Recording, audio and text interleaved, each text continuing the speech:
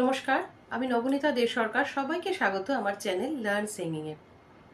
আজকের গানের ক্লাসে একটি ভীষণ গুরুত্বপূর্ণ বিষয় নিয়ে আলোচনা করব, যেটি প্রচুর শিক্ষার্থীর মনে অনেক কোয়ারিজ এই টপিকটি নিয়ে। তো সেটা আজকে তোমাদের সাথে আমি ক্লিয়ার করব আলোচনার মাধ্যমে। সেটি হচ্ছে, যে কোনো ফাংশনে যেতে গেলে, যে কোনো অনুষ্ঠানে যেতে গেলে তোমার গানকে তুমি কিভাবে সাজাতে পারো, এই নিয়ে আজকের আলোচনা। তো একটু দেরি না করে শুরু করছি আজকের ক্লাস।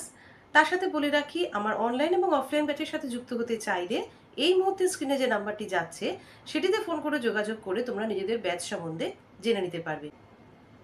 যে কোনো অনুষ্ঠানে যেতে গেলে সে অনুষ্ঠান স্বল্প দীর্ঘের হোক বা অনেক দীর্ঘই হোক, তোমার গানের ডালিকে, তোমার গানগুলিকে কিন্তু কিছু সুন্দর ক্রম অনুসারে, সুন্দর সিকোয়েন্স অনুসারে, সুন্দর ভ্যারাইটিস অনুসারে সাজানো ভীষণ দরকার।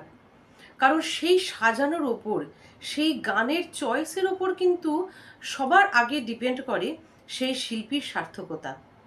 অনেক শিল্পী বা অনেকেই হয়তো গলা খুব সুন্দর, তার গান ডেলিভারিও খুব সুন্দর, তার গায়কীও ভীষণ সুন্দর, কিন্তু বিশেষ বিশেষ অনুষ্ঠানে গান চুজ করাটা, কিভাবে গান চুজ করলে সেই অনুষ্ঠান আরও মনোগ্রাহী হবে, সেই জিনিসটা কিন্তু সবার মধ্যে থাকে না। এটি সর্বোপরি তোমরা যে যে গুরুর কাছে শেখো, যে কোনো অনুষ্ঠানে যাওয়ার আগে তার থেকে গাইডেন্স নিয়ে তিনি গাইড করে দেন। আমি আজকে তোমাদের যেভাবে আমার স্টুডেন্টদের আমি গাইড করি, তো সেই কিছু আলোচনা তোমাদের সাথে আজকে করব, যে যেভাবে গান চুজ করলে তোমরা অনুষ্ঠানে গেলে তোমাদের অনুষ্ঠান আরও আরও সুন্দর হবে। এবার আমি চলে আসছি গান চয়নের ব্যাপারে। অনুষ্ঠান বিশেষে আমাদের গান চয়ন করতে হয়। অনুষ্ঠান যদি কোনো বিশেষ উপলক্ষে হয়, মানে ধরো রবীন্দ্র জন্মজয়ন্তী, নজরুল জয়ন্তী, তো সেই রকমের গান আমাদের চয়েস করতে হয়। যদি রবীন্দ্র জয়ন্তী হয়, তাহলে রবীন্দ্রনাথের গান ধরো আমরা গাইতে হবে অবশ্যই। তো এইবার আমরা ভাবতে পারি সবই তো রবীন্দ্রনাথের গান, তাহলে সেই অনুষ্ঠানকে আমি ভ্যারাইটিস কি করে করব, বিভিন্ন ধরনের গান নিয়ে আমি কিভাবে সাজাবো। সবই তো এক রবীন্দ্রসঙ্গীত না, সেখানেও প্রচুর স্কোপ আছে প্রোগ্রামকে মানে বিউটিফুল করার। যেমন কি, প্রথম কথা আমি বলবো, রবীন্দ্রনাথের বিভিন্ন পর্যায় রয়েছে। তোমরা এরকম করতে পারো, বিভিন্ন পর্যায় থেকে গান চুজ করতে পারো, rather than singing from any single পর্যায়। প্রেম রয়েছে, প্রকৃতি রয়েছে, বিচিত্র রয়েছে, আনুষ্ঠানিক রয়েছে, পূজা রয়েছে, স্বদেশ রয়েছে, এবং আরও রয়েছে কি গীতিনাট্য বা নৃত্যনাট্যের গান। তো কিছু কিছু ভীষণ সুন্দর সুন্দর, যেমন প্রচুর রবীন্দ্রনাথের গীতিনাট্যের থেকে গান রয়েছে, যেমন চিত্রাঙ্গদা বলো, কালমৃগয়া বলো, বাল্মীকি প্রতিভা বলো, শ্যামা বলো, চণ্ডালিকা বলো। তো সেখান থেকে থেকেও কিছু গান চুজ করলে, এবার বিভিন্ন পর্যায় থেকে চুজ করলে, এবার দেখছো বিভিন্ন আরও হাতে টাইম রয়েছে। মানে যদি টাইম বেসিসে আমি দেখি, ধরো কোনো অনুষ্ঠানে যাবার আগে অবশ্যই তো তুমি একটা তার অ্যাপ্রক্সিমেট টাইম সম্বন্ধে তোমাদের কাছে ধারণা থাকবে, যে আজকের এই প্রোগ্রামটা আমি ধরো খুব ছোট করে বলছি 10 মিনিট টাইম পাবে। তো 10 মিনিট টাইমের মধ্যে তুমি দেখে নিলে যে তুমি হয়তো 3 থেকে 4টি পর্যায়ের গান গাইতে পারবে, বা 3টি পর্যায় ম্যাক্সিমাম ধরলাম। তো সেই 3টে পর্যায়ের গান সিলেক্ট করে গেলে, এবার যদি একটু বেশি টাইম পেলে, ধরো তুমি 20 মিনিট বা আধা ঘন্টা একটা স্লট তোমার জন্য অ্যালটেড রয়েছে, আধা ঘন্টাটা কিন্তু অনেকটা টাইম। তো তার মানে তোমাকে অনেক রকমের ভ্যারাইটি দিয়ে গান সাজাতে হবে।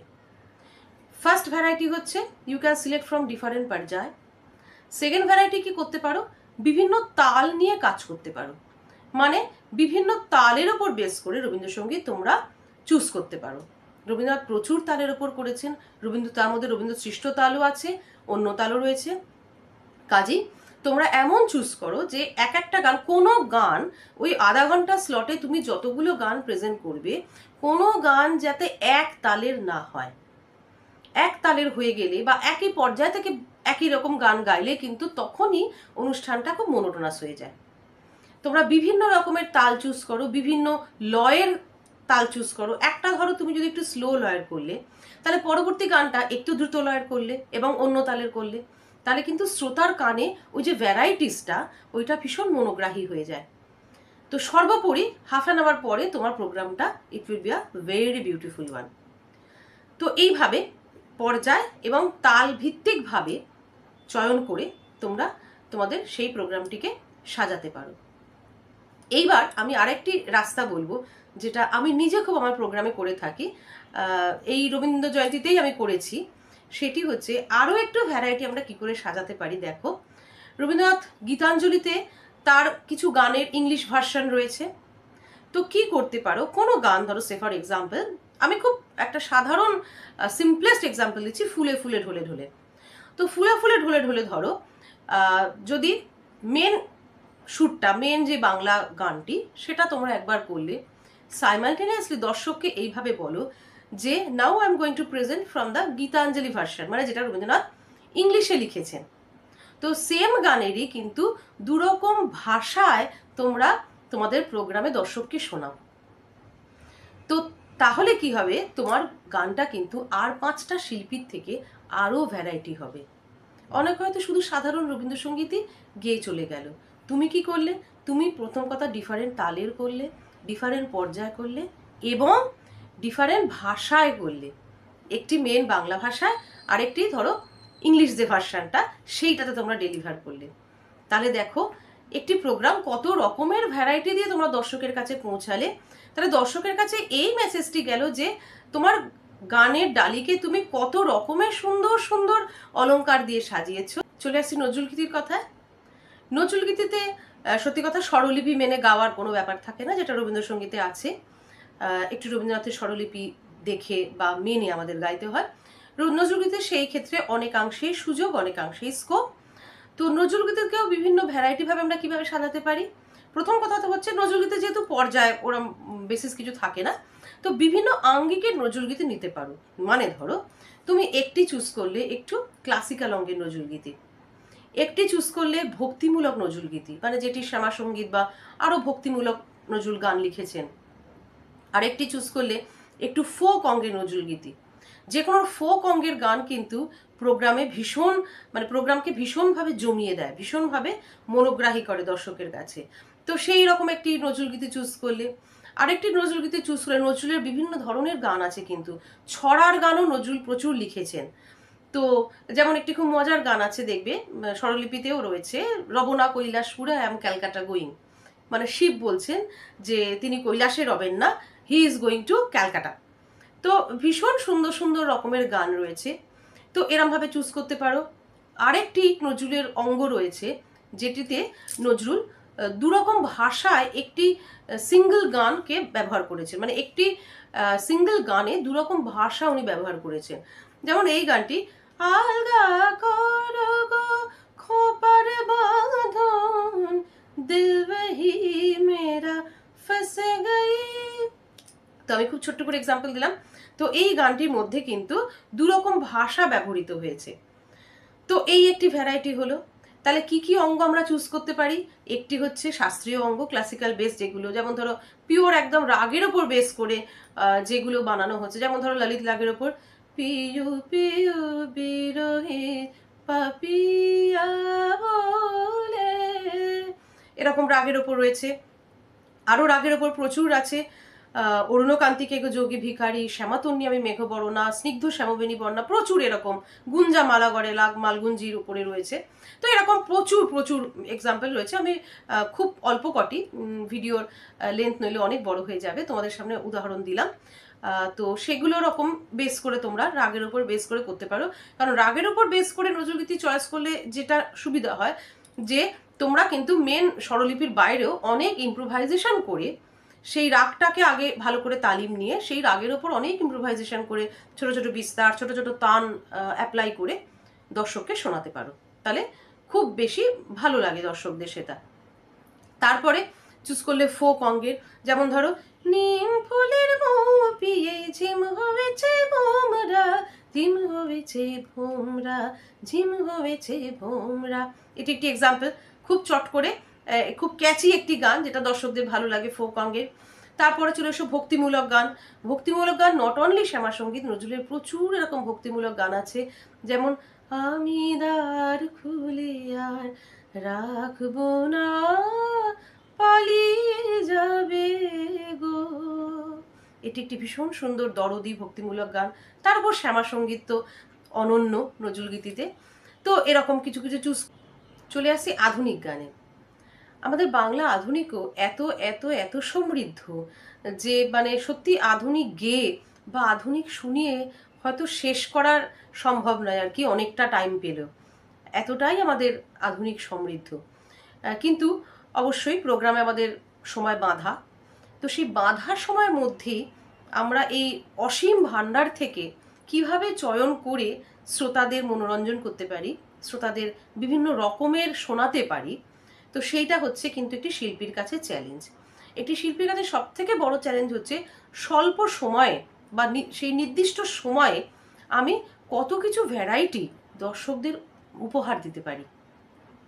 তো আধুনিকে যেমন ধরো, প্রথম কথা তোমরা চয়েস করতে পারো বিভিন্ন জনের, বিভিন্ন গুণী জনের লেখা আধুনিক। তো যেমন গৌরীপ্রসন্ন মজুমদার, পুলক বন্দ্যোপাধ্যায়, বিভিন্ন মানুষের আধুনিক রয়েছে, বা বিভিন্ন শিল্পীর আধুনিক রয়েছে। তো শিল্পী ভিত্তিক বা স্রষ্টা ভিত্তিক আধুনিক চুজ করতে পারো। এবং যেটা বলেছি যে তাল ভিত্তিকও অবশ্যই চুজ করবে, যে বিভিন্ন তালের, একরকম তালের যেন কখনোই না হয়। এবারে আধুনিক যেহেতু প্রচুর ভ্যারাইটি, তোমরা এটা চুজ করতে পারো যে ধরো কাহার বা তালের দুটো আধুনিক হলো, কিন্তু এটা খেয়াল করবে একই কাহার বা বিভিন্ন গান অনুযায়ী আধুনিক গানে কিন্তু বিভিন্ন ঠেকা ব্যবহৃত হয়। একই কাহারবার ধাগে তেটে নাকা ধিনা কিন্তু সব কাহারবার গানে ব্যবহার হয় না। এই কাহারবা নিয়েই আমি ধরো এক্সাম্পল দিচ্ছি, যদি কেউ ফিল্ম সংও প্রেজেন্ট করো, যে আর.ডি. বর্মন যে 4/4 ছন্দের রচনা করেছেন, এই এক 4/4 ছন্দকে উনি যে কত ভ্যারাইটিতে, কত রকমভাবে ওনার গানে ব্যবহার করেছেন বা বাজানো হয়েছে ওনার কম্পোজিশনে, সেটা এন্ডলেস। কাজেই কাহারবারও কিন্তু গান বিশেষে, গানের মুড বিশেষে, গানের অঙ্গ বিশেষে বিভিন্ন আঙ্গিকে কাহারবা বাজানো হয়। তবলা প্লেয়াররা বিভিন্ন আঙ্গিকে সেটি বাজান। কাজে তোমরা সেভাবেও চুজ করতে পারো, যে বিভিন্ন মডুলেশনস তালের মধ্যে রয়েছে, ভ্যারাইটিস রয়েছে, সেভাবেও চয়েস করতে পারো। এবং আধুনিক গানও যেটি একটি কথা বলবো, ধরো সে ফর এক্সাম্পল আমি এই একটি আধুনিক গান কোনো প্রোগ্রামে গাইছি, যে না মন লাগে না এই জীবনে কিছু যেন ভালো লাগে না, না মন লাগে না। এই গানটা যখনই গাইলাম, তার সাথে সাথে আমি পুরোটা না গাই, অ্যাটলিস্ট কিছুটা দর্শকদের শোনাতেই পারি যে এর গানের একটি মানে খুবই সুন্দর একটি হিন্দি ভার্সন রয়েছে, না জিয়া লাগে না তেরে বিনা মেরা কहीं জিয়া লাগে না, না জিয়া লাগে না, না। তাহলে কি হলো, আমি পুরো গানটা না করলাম, কারণ একই রকম গান তাহলে রিপিট হয়ে যাবে, মনোট্রাস হয়ে যাবে। তো অ্যাটলিস্ট স্থায়ীটা বা স্থায়ী অন্তরা দুটো অংশ আমি দর্শকদের শোনাতেই পারি। তাহলে দর্শককে দু রকমই শোনা হয়ে গেল, বাংলা ভার্সনটাও শোনা হয়ে গেল, একটু হিন্দি ভার্সনটাও শোনা গেল। এরকম প্রচুর আধুনিকের কিন্তু বা প্রচুর ফিল্ম সঙ্গের কিন্তু এরকম রয়েছে, যে বাংলা এবং হিন্দি ভার্সন। তো সেরকমভাবে আধুনিক গান করা যেতে পারে। তারপর তো রয়েছে বিভিন্ন রাগ ভিত্তিক আধুনিক, কোনো ক্লাসিক্যাল বেস আধুনিক হতে পারে। যেমন আমি এক্সাম্পল দিচ্ছি, ক্লাসিক্যাল বেস কীরকম হতে পারে, গীতশ্রী সন্ধ্যা মুখোপাধ্যায়ের এই গানটি, পথ ছাড়ো ও গো শ্যাম কথা রাখো মোর, এটি কিন্তু পুরোপুরি একটি ক্লাসিক্যালের উপর বেস করে আধুনিক।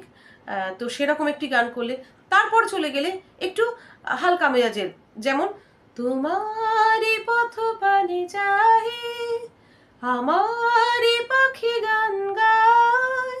তাহলে কি হলো, দর্শক এটা দেখলো যে আধুনিক গানের শিল্পী হয়েও তোমার গলায় কত রকমের ভ্যারাইটিস অফ অলংকার আসে।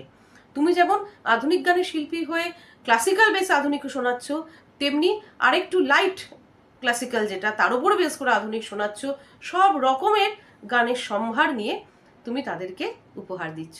তাহলে আজকের ভিডিও কেমন লাগলো আমাকে কমেন্টে জানিও। যেভাবে বিভিন্ন অভিজ্ঞতা থেকে আমি দেখেছি, চেষ্টা করলাম তার কিছু অংশ তোমাদের সাথে শেয়ার করার, কিছুটা তোমাদেরকে গাইড করার, যাতে তোমরাও এখান থেকে উপকৃত হও এবং এইভাবে তোমাদের অনুষ্ঠানকে আরও আরও সুন্দর করে তুলতে পারো। ভিডিওটি ভালো লাগলে করে দিও লাইক, আর বন্ধুদের মধ্যেও করে দিও অনেক শেয়ার। আর চ্যানেলে যারা নতুন বন্ধুরা, তাহলে চ্যানেলটিকে সাবস্ক্রাইব করে পাশের বেল আইকনটা প্রেস করে রেখো, তাহলে আবার ভিডিও আপলোড করলে তোমরা নোটিফিকেশন পেয়ে যাবে।